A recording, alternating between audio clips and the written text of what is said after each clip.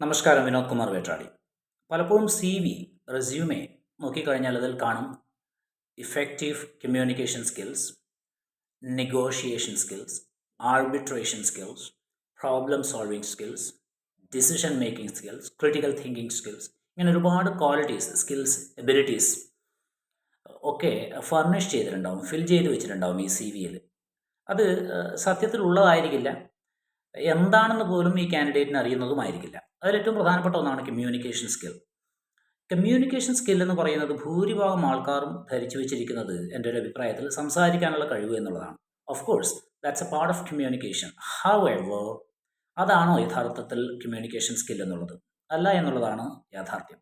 Exchange of ideas from one person to another or from one group to another എന്നൊക്കെയാണ് നമ്മൾ കമ്മ്യൂണിക്കേഷന് കൊടുക്കുന്ന definition.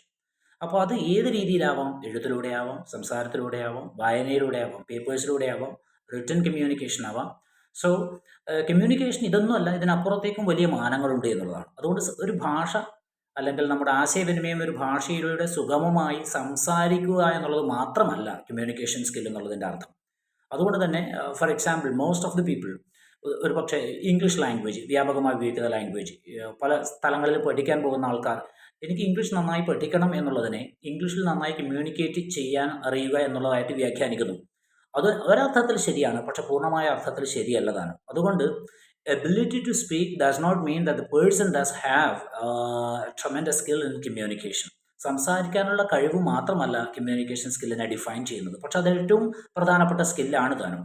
അതുകൊണ്ട് communication സ്കില്ലിനെ സംസാരിക്കുവാനുള്ള ഒരു ഭാഷ സംസാരിക്കുവാനുള്ള കഴിവ് മാത്രമായിട്ട് നിങ്ങൾ ചുരുക്കി കെട്ടരുത് എന്നുള്ളതാണ് ഏറ്റവും പ്രധാനപ്പെട്ട കാര്യം. Thank you very much.